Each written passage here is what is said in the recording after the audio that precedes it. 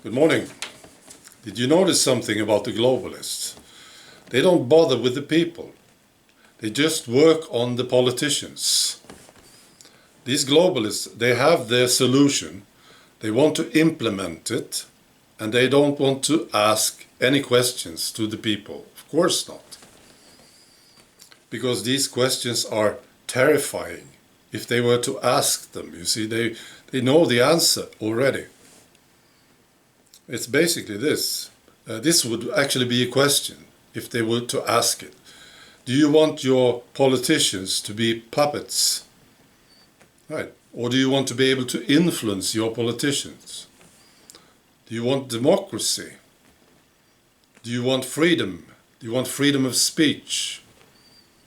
Or do you want to be silenced?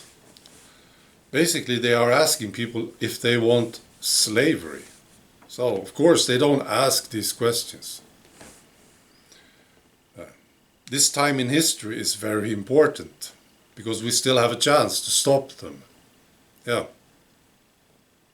So we need to influence our politicians while we still can, see? Because they are going for world government, and that would be the end of democracy. Yeah. And it would be the beginning of something very, very serious. Yeah. Something very bad. All right. Here's a comment from Antonio Guterres, Secretary General of the United Nations. Interesting thing about this guy, he was the United Nations High Commissioner for Refugees from 2005 to 2015. Yeah, this is what he said, and listen closely to these words. Political leaders around the world must follow this awakening and gather to address the world's difficulties, strengthen our capacity for global governance. Yeah, he picks these words. Political leaders around the world must follow this awakening. He's not saying people of the world. Of course not. They don't care about the people, you see. They care about the leaders, the political leaders. So the answer to this question, your political leader, are you able to influence this person or not? That's the key question. World global governance. And you see, we have a chance. And it's obvious, in certain countries, the people are strong enough, vocal enough, to still influence their politicians. And Denmark is a good example of this. Yeah, the Danish people are, I think they are special.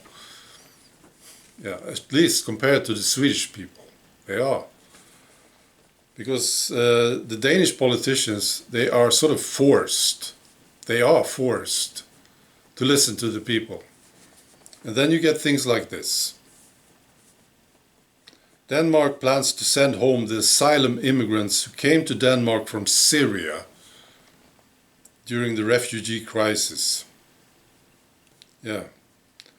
So there's a short comment, very short comment, from the foreign minister of Denmark.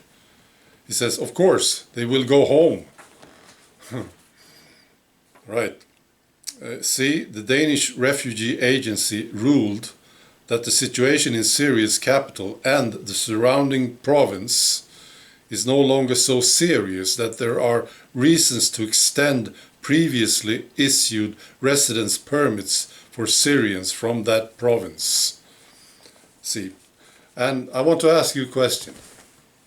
Do you think this would be possible if the Danish were silent? Of course not. No way. The globalists would have stopped this. It would never happen. It would be some puppet politician deciding something else in Denmark. But now the people has put pressure on the politicians. So this is what happens. That's the only thing. Yeah. The globalists, they have one big problem, and that is the people. Of course. They have to ignore them. They have to keep them out of it somehow. See? So they are working on the politicians. We still have a chance. Right. Be good. Bye.